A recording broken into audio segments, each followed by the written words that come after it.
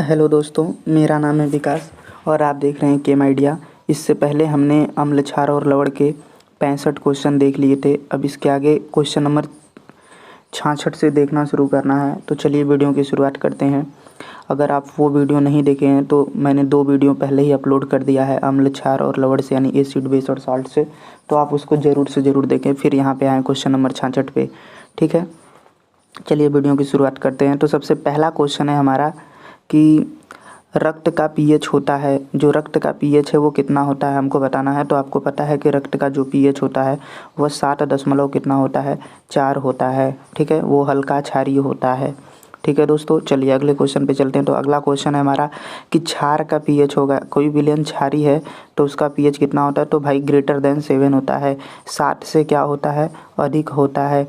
अगर कोई विलयन क्या है, क्षार है, यानी क्षारीय विलयन है, तो उसका पीएच हमेशा कितना होता है भाई, 7 से अधिक होता है। ठीक है दोस्तों, चलिए अगले क्वेश्चन पे चलते हैं। इसका मतलब ये जो हो जाएगा ऑप्शन नंबर सी इसका सही हो जाएगा, 7 से अधिक।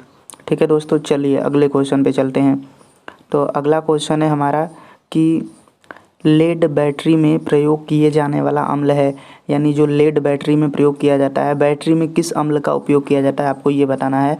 तो बैटरी में जनरली हम किसका उपयोग करते हैं भाई, H2SO4 का उपयोग करते हैं। किसका, H2SO4 का, यानी सल्फ्यूरिक अम्ल का उपयोग किया जाता है। सांद्र सल्फ्यूरिक अम्ल का उपयोग किया जाता है कहाँ, लेड बैटरी के रूप में। तो ऑप्शन नंबर जो बी है इसका करेक्ट हो जाएगा, ऑप्शन नंबर बी। ठीक है दोस्तों, चलिए अगले क्वेश्चन पे चलते हैं। अगला क्वेश्चन है हमारा कि नाइट्रिक अम्ल प्राप्त किया जाता है। तो भाई जो नाइट्रिक अम्ल कहाँ से प्राप्त किया जाता है इसके बारे में बताना है। तो भाई जो नाइट्रिक अम्ल होता है वह सोरे से प्राप्त किया जाता है। किससे, सोरे से, ये सोरे से प्राप्त किया जाता है। और सोरे का फार्मूला होता है KNO3। जो सोरे का फार्मूला होता है वह KNO3 होता है। तो नाइट्रिक अम्ल जो है वह सोरे से प्राप्त होता है और सोरे का फार्मूला होता है KNO3। तो इसका जो सही ऑप्शन है वह ए और बी दोनों हैं, ए और बी दोनों, यानी दोनों ऑप्शन क्या है, करेक्ट है दोस्तों। ठीक है दोस्तों, यानी इसका मतलब उपयुक्त दोनों, ए और बी ऑप्शन आपको मैं दिखाता हूँ, आप देख लीजिए ऑप्शन। ये देखिए दोस्तों, ये उपयुक्त दोनों, यानी ऑप्शन नंबर सी जो हो जाएगा इसका क्या हो जाएगा, करेक्ट हो जाएगा। यानी जो नाइट्रिक अम्ल है सोरे से प्राप्त किया जाता है और सोरे का फार्मूला क्या होता है, KNO3। तो मेरा जो सही ऑप्शन है वो ऑप्शन सी हो जाएगा, उपयुक्त दोनों, यानी ए और बी दोनों। तो उपयुक्त दोनों दिया हुआ है तो हम ऑप्शन सी पे टिक कर देंगे। ठीक है दोस्तों, चलिए अगले क्वेश्चन पे चलते हैं। अगला क्वेश्चन है हमारा कि जो अम्ल की शक्ति का सही क्रम बताना है, यानी कौन सा अम्ल प्रबल होगा और कौन सा अम्ल दुर्बल होगा, उसकी शक्ति का सही क्रम बताना है, यानी कौन सा अम्ल प्रबल होगा।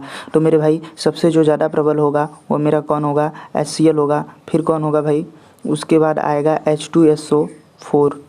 कौन आएगा, H2SO4। फिर कौन आएगा भाई, फिर आएगा HNO3 आएगा। फिर कौन आएगा, HNO3। फिर कौन आएगा भाई, इस HNO3 के बाद आएगा मेरा CH3COOH आएगा। कौन आएगा, CH3COOH। फिर लास्ट में आएगा कौन, H2CO3। H2CO3 को कार्बोनिक अम्ल कहते हैं। उसके बाद CH3COOH को एसिटिक अम्ल कहते हैं। CH3COOH को एसिटिक अम्ल कहते हैं जो सिरके से प्राप्त किया जाता है। और HNO3 को नाइट्रिक अम्ल कहते हैं जो कि सोरे से प्राप्त किया जाता है। और H2SO4 को सांद्र सल्फ्यूरिक अम्ल कहते हैं। और HCl को कहते हैं हाइड्रोक्लोरिक अम्ल। H2SO4 का उपयोग बैटरी बनाने में किया जाता है। और उसके बाद जो इसका सही ऑप्शन है वो कौन सा ऑप्शन हो जाएगा मेरे दोस्त, तो आप देखिए सबसे ज़्यादा जो प्रबल अम्ल है वो कौन सा है, HCl है। तो HCl के बाद कौन आएगा, H2SO4 के बाद नाइट्रिक अम्ल के बाद कौन आएगा, CH3COOH अम्ल, यानी एसिटिक अम्ल। तो इसका जो करेक्ट ऑप्शन है वो ऑप्शन नंबर क्या हो जाएगा, डी हो जाएगा। आप मिला सकते हैं, इसका जो करेक्ट ऑप्शन है वो ऑप्शन डी है। चलिए दोस्त अगले क्वेश्चन पे चलते हैं। तो अगला क्वेश्चन है कि एल्युमिनियम हाइड्रोक्साइड AlOH का थ्राइस, आपको इसमें बताना है कि इसकी एसिडिटी ऑफ बेस कितना होगा, यानी क्षारक की अम्लीयता, इस क्षारक की अम्लीयता क्या होगी। तो मेरे भाई जितने OH माइनस आयन, जितने OH माइनस आयन किसी क्षार में क्या रहते हैं, मुक्त होते हैं, उतनी ही उसकी क्षारीयता कहलाती है। तो इसमें कितने OH हैं, 3 OH हैं। तो इसकी क्षारीयता क्या हो जाएगी भाई, 3 हो जाएगी। कितनी हो जाएगी, 3 हो जाएगी। ठीक है दोस्तों, चलिए अगले क्वेश्चन पे चलते हैं। तो इसका जो सही ऑप्शन है वो ऑप्शन नंबर क्या हो जाएगा, सी, यानी 3 हो जाएगी। AlOH के थ्राइस की क्षारक की अम्लता जो हो जाएगी वो कितना हो जाएगी, 3 हो जाएगा। चलिए अगले क्वेश्चन पे चलते हैं। अगला क्वेश्चन फिर उसी से रिलेटेड है। निम्नलिखित अम्लों की क्षारकता का सही क्रम होगा। क्षारकता का क्रम बताना है। अम्ल दिया है और उसकी क्षारकता कितनी होगी उसके बारे में बताना है। तो मेरे भाई HCl दिया हुआ है, तो HCl की जो क्षारकता होगी, देखिए किसी अम्ल की जो क्षारकता होती है वह H+ आयन पर डिपेंड करती है। कितने H+ आयन है उसमें जो क्या है, मुक्त हो सकते हैं जल में डालने पर। तो मेरे भाई इसमें जो अम्ल है वो कितने, HCl में कितने H+ हैं, एक H है, तो इसकी जो क्षारकता हो जाएगी वो 1 हो जाएगी, यानी HCl की क्षारकता क्या हो जाएगी, 1 हो जाएगी। और H2SO4 में कितने हैं हाइड्रोजन, तो 2 हाइड्रोजन है। H2SO4 में कितने हाइड्रोजन है मेरे भाई, 2 हाइड्रोजन, तो इसकी क्षारकता कितनी हो जाएगी मेरे भाई, तो इसकी क्षारकता हो जाएगी 2। इसकी क्षारकता कितनी हो जाएगी, 2 हो जाएगी। उसके बाद H3PO3 में कितने हैं, H3PO3 की क्षारकता कितनी हो जाएगी, तो मेरे भाई उसकी 3 हो जाएगी, यानी 1, 2 और 3, 1, 2 और 3। H2PO3 की जो क्षारकता होगी वो कितनी होगी, 3 होगी। तो मेरे भाई 1, 2, 3 जो ऑप्शन में मिलेगा वही मार देंगे। तो पहला ऑप्शन दिख रहा है 1, 2, 3, तो ऑप्शन नंबर ए जो हो जाएगा इसका क्या हो जाएगा, करेक्ट हो जाएगा। चलिए मेरे दोस्त अगले क्वेश्चन पे चलते हैं। तो अगला क्वेश्चन है हमारा, प्रति अम्ल यानी एंटासिड के रूप में किसका उपयोग किया जाता है। प्रति अम्ल के रूप में किसका उपयोग किया जाता है। प्रति अम्ल क्या होते हैं भाई, जो एंटासिड होते हैं यानी जो प्रति अम्ल हैं, ये जो प्रति अम्ल हैं ये करते क्या हैं कि अमाशय में उपस्थित अम्लीयता को क्या करते हैं भाई, कम करते हैं। अमाशय की अम्लीयता को क्या कर देते हैं, कम करते हैं, यानी उनको न्यूट्रल करने का काम करते हैं। और जैसे हमारे पेट में क्या होता है, कभी कभी अपच या अनपच हो जाता है, तो उसको दूर करने के लिए हम किसका उपयोग करते हैं, इनो का उपयोग करते हैं।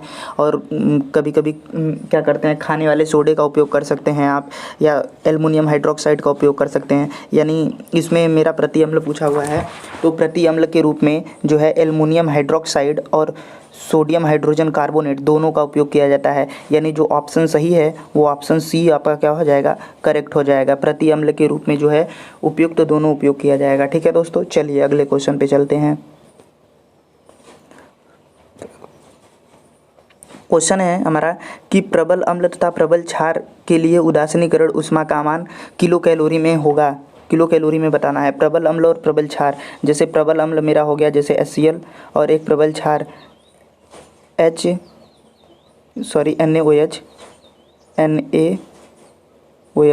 एक प्रबल क्षार हो गया NaOH और एक प्रबल अम्ल होगा HCl। इन दोनों के लिए उदासीनी, जब हम जानते हैं कि ये बनेगा क्या, सॉल्ट बनेगा NaCl प्लस में H2O, तो इसके लिए एक प्रबल अम्ल और प्रबल क्षार के लिए उदासीनीकरण ऊष्मा का मान कितना होता है। तो मेरे भाई आपको पता है कि प्रबल अम्ल और प्रबल क्षार के लिए उदासीनीकरण की ऊष्मा का मान -13.6 किलो कैलोरी होता है। कितना होता है, किलो कैलोरी -13.6 किलो कैलोरी, यानी ऑप्शन नंबर डी जो है इसका क्या हो जाएगा, करेक्ट हो जाएगा। ऑप्शन डी जो है इसका करेक्ट हो जाएगा। चलिए अगले क्वेश्चन पे चलते हैं। तो अगला क्वेश्चन कुछ इस प्रकार से है आपकी स्क्रीन पर।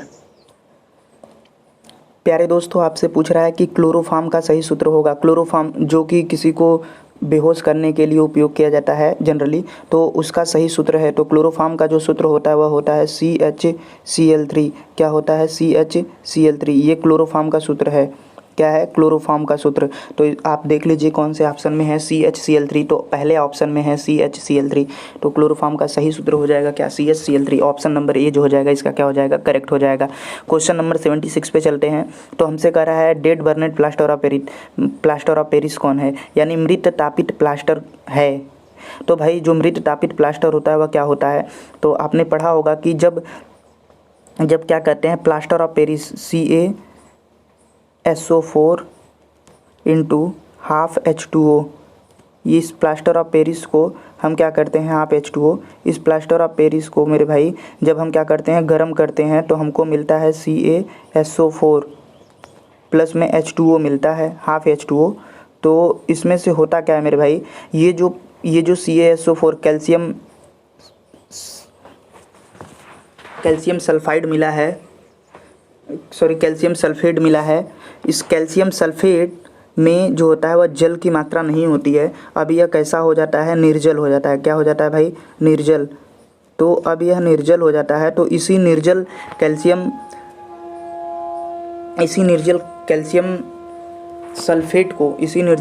सल्फेट को हम क्या कहते हैं भाई, प्लास्टर ऑफ पेरिस कहते हैं, यानी निर्जल CaSO4। कौन सा भाई, निर्जल CaSO4, यानी ऑप्शन नंबर ए जो हो जाएगा इसका क्या हो जाएगा, करेक्ट। जो मृत तापित प्लास्टर है वो क्या है, निर्जल CaSO4 है। ठीक है दोस्तों, चलिए अगले क्वेश्चन पे चलते हैं। अगला क्वेश्चन है मेरा कि सोडा क्षार, सोडा एस कहलाता है, सोडा क्षार कौन कहलाता है। तो मेरे भाई आपको पता है कि जो Na2CO3 है, अगर इसमें जल की मात्रा नहीं है, अगर Na2CO3 निर्जल है, अगर निर्जल Na2CO3 है तो इसको सोडा क्षार बोला जाता है। क्या बोला जाता है, सोडा क्षार बोला जाता है। यानी इसका ऑप्शन नंबर सी जो हो जाएगा वह क्या हो जाएगा, करेक्ट हो जाएगा। Na2CO3 अगर निर्जल है, इसमें जल की मात्रा नहीं है, तो उसको हम क्या बोलते हैं भाई, सोडा क्षार बोलते हैं। ठीक है दोस्तों, चलिए अगले क्वेश्चन पे चलते हैं।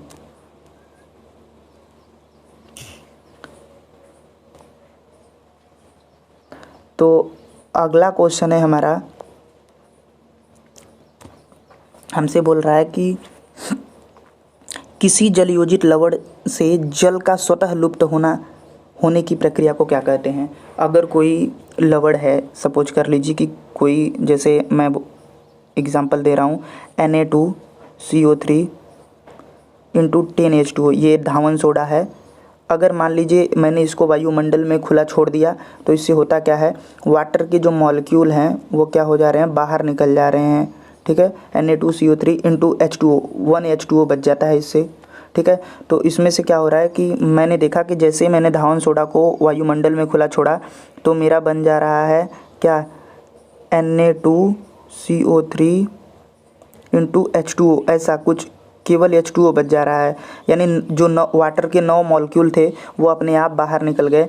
तो इस प्रक्रिया को क्या कहते हैं। तो भाई किसी भी जलयोजित लवण से जल का अपने आप बाहर निकल जाना, इस प्रक्रिया को हम कहते हैं उत्फुलन कहते हैं। क्या कहते हैं, उत्फुलन कहते हैं। तो ऑप्शन नंबर ए जो हो जाएगा वो क्या हो जाएगा,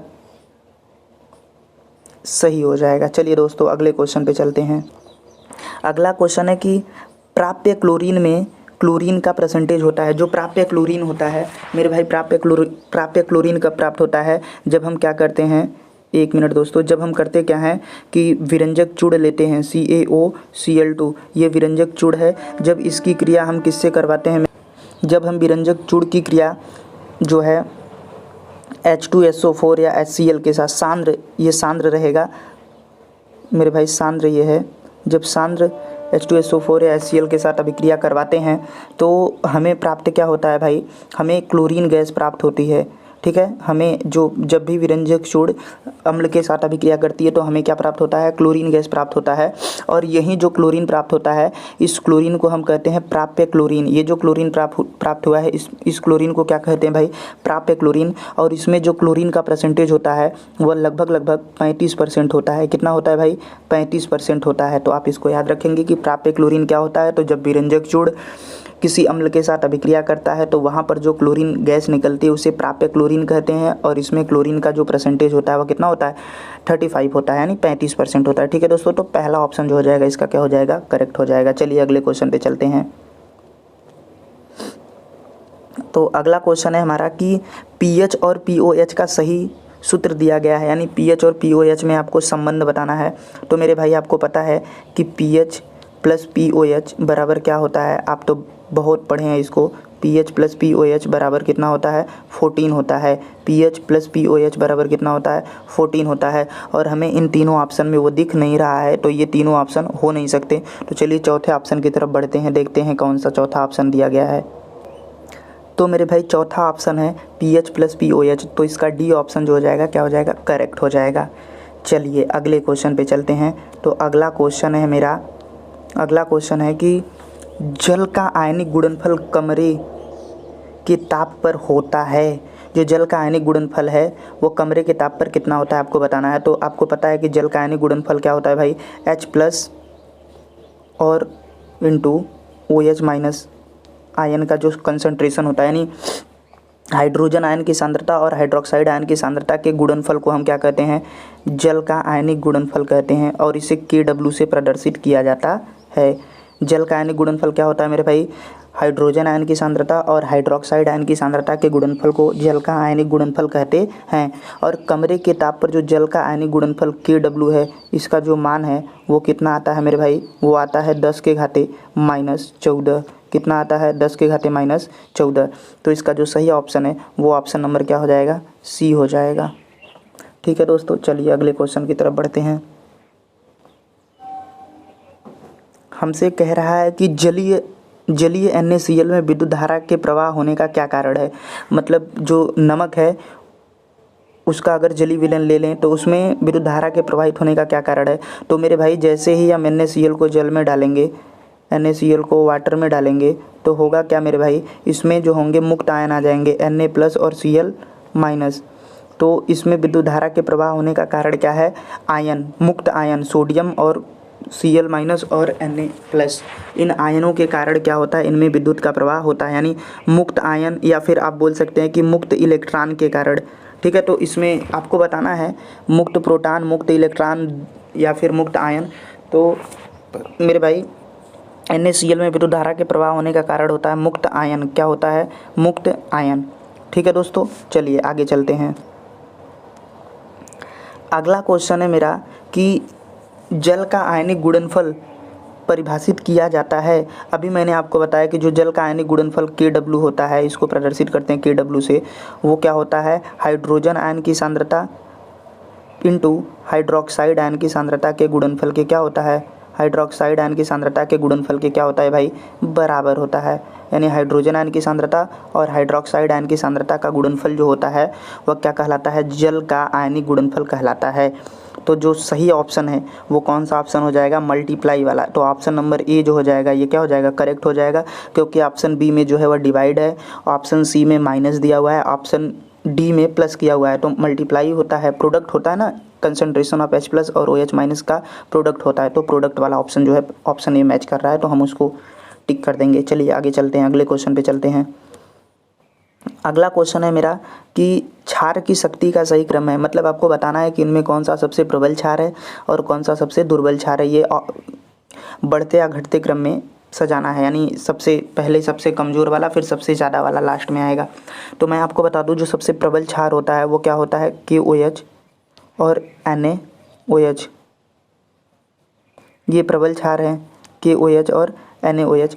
तो अब देख लीजिए KOH और NaOH किस में है। तो सबसे देखिए BaOH तो होगा नहीं, सबसे प्रबल या तो KOH या तो NaOH, और NaOH और KOH में भी सबसे ज़्यादा जो होता है वह KOH होता है। अगर इन दोनों में तुलना करेंगे NaOH और KOH में, तो KOH जो होगा वह क्या होगा, प्रबल होगा।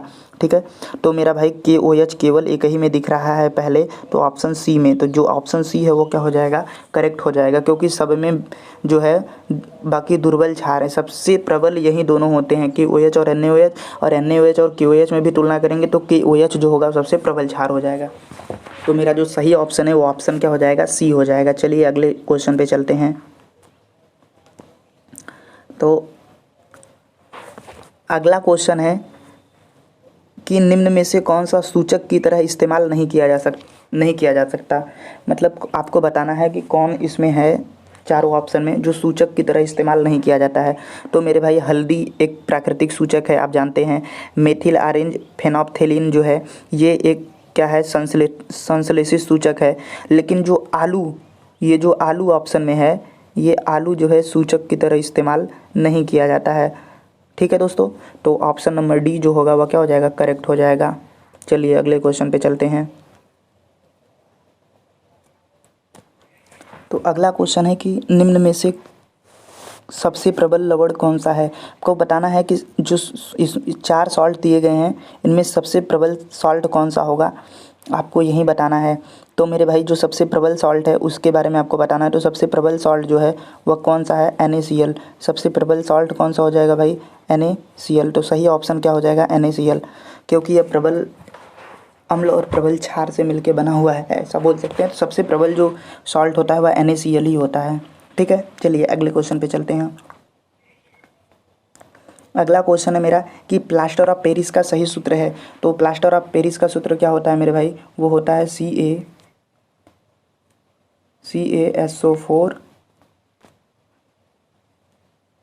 CaSO4 इंटू हाफ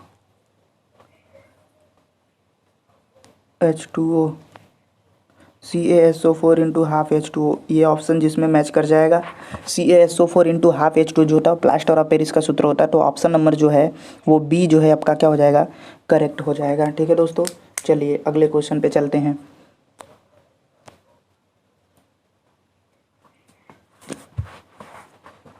अगला क्वेश्चन है कि निम्न में से कौन सा विजातीय यौगिक है। विजातीय मतलब अलग, सजातीय का मतलब होता है समान।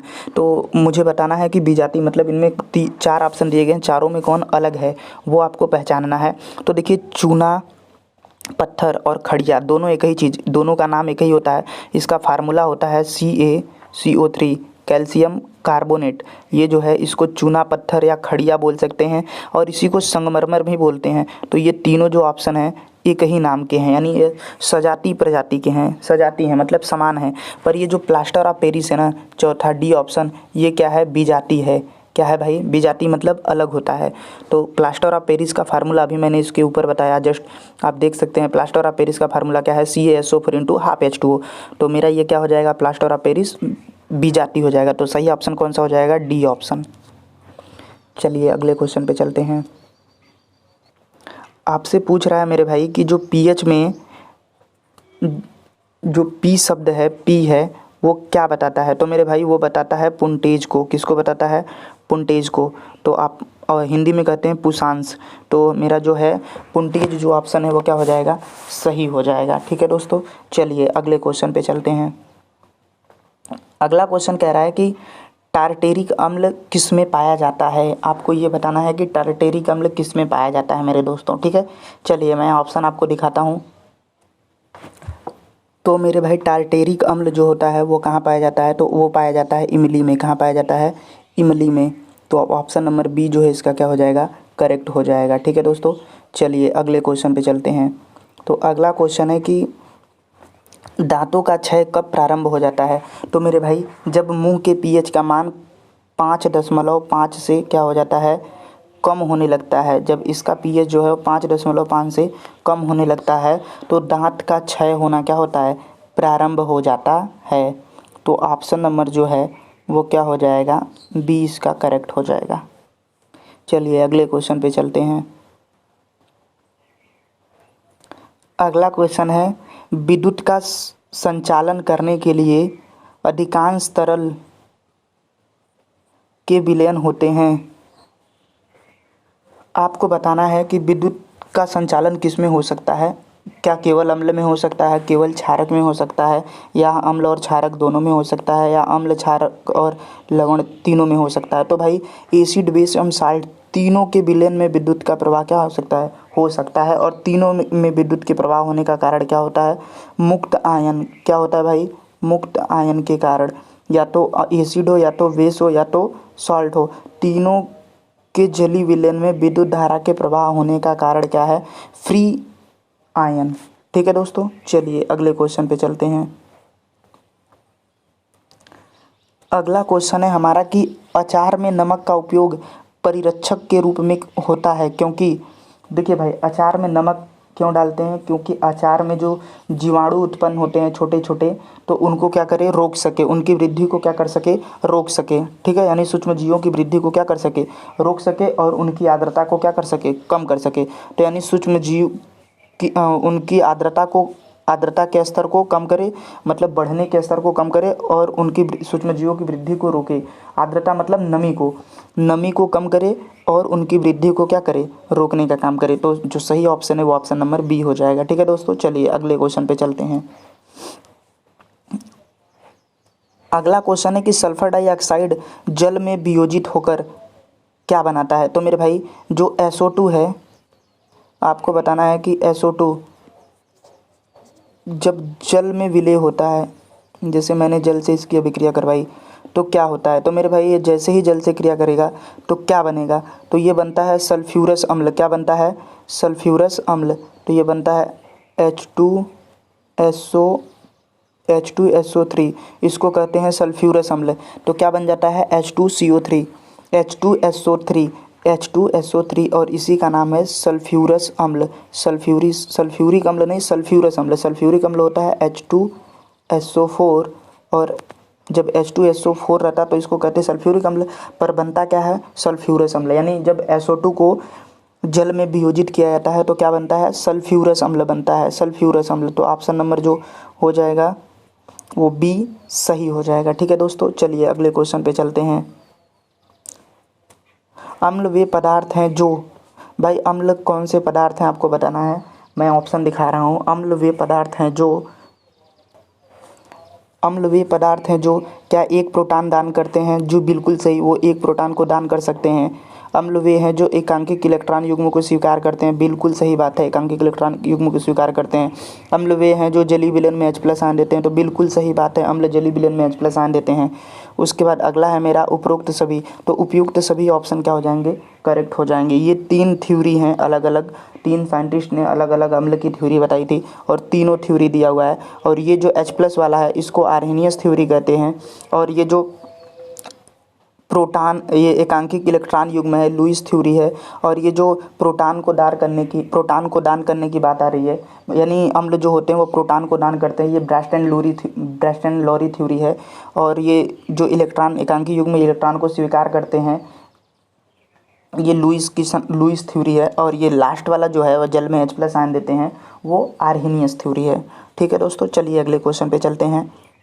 तो उपरोक्त सभी इसका जो होगा ऑप्शन सही हो जाएगा। अगला क्वेश्चन है मेरा कि एक्वा रेजिया में HCl एवं नाइट्रिक अम्ल का अनुपात होता है। तो एक्वा रेजिया में HCl और नाइट्रिक अम्ल का जो अनुपात होता है वह 3:1 का होता है। कितना होता है मेरे दोस्त, 3:1 का। चलिए अगले क्वेश्चन पे चलते हैं। तो अगला क्वेश्चन है मेरा कि निम्न में कौन सा खनिज अम्ल है। आपको खनिज अम्ल बताना है। तो मेरे खनिज अम्ल नहीं है मेरे भाई, खनिज अम्ल नहीं है बताना है। तो खनिज अम्ल 3 होते हैं, एक HCl, आपको पता है खनिज अम्ल H2SO4 और HNO3, ये जो हैं ये क्या है, खनिज अम्ल हैं। क्या है मेरे दोस्त, ये खनिज अम्ल हैं। तो आपको खनिज अम्ल कौन सा नहीं है ये बताना है। तो जो हाइड्रोजन साइनाइड है ये खनिज अम्ल नहीं है, तो सही ऑप्शन क्या हो जाएगा, डी हो जाएगा। चलिए अगले क्वेश्चन पे चलते हैं। अगला क्वेश्चन है कि अम्ल के जलीय विलयन में किसकी अधिकता होती है। तो मेरे भाई अम्ल के जलीय विलयन में किसकी अधिकता होगी, H+ आयन की अधिकता होगी। किसकी, H+ आयन की अधिकता होगी। पर मेरे भाई ये जो H+ आयन है वो स्टेबल नहीं होता है। फिर ये क्या करता है, जैसे ये जल में घुला रहता है तो ये जल से पुनः रिएक्शन करता है, और ये जल से रिएक्ट करके क्या बना लेता है मेरे भाई, हाइड्रोनियम आयन बना लेता है। क्या बना लेता है, हाइड्रोनियम आयन H3O+ बना लेता है। और इस कंडीशन में क्या होता है, स्टेबल होता है। H+ आयन के स्टेबल न होने का 2 कारण है। पहला तो इसका साइज जो होता है वो छोटा होता है, आकार, और इस पर चार्ज डेंसिटी क्या होती है, ज़्यादा होती है, जिसके कारण ये क्या होता है, अनस्टेबल होता है। तो वो स्टेबल होने के लिए फिर से जल से रिएक्ट करता है और हाइड्रोनियम आयन बना लेता है। तो अम्ल की जलीय विलयन में H+ की अधिकता होती है या हाइड्रोनियम आयन की अधिकता होती है। तो उपरोक्त दोनों आप बोल सकते हैं, कोई दिक्कत की बात नहीं है। ठीक है दोस्तों, चलिए अगले क्वेश्चन पे चलते हैं।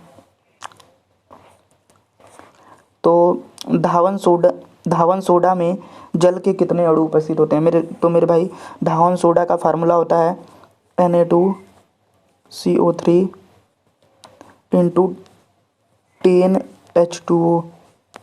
तो इसमें जल के कितने अणु हैं भाई, तो जल के 10 अणु उपस्थित हैं। जल के कितने मॉलिक्यूल हैं, 10 मॉलिक्यूल जल के हैं। वाटर के कितने मॉलिक्यूल हैं, 10 मॉलिक्यूल। तो ऑप्शन नंबर जो डी हो जाएगा इसका क्या हो जाएगा, करेक्ट हो जाएगा। चलिए अगले क्वेश्चन पे चलते हैं।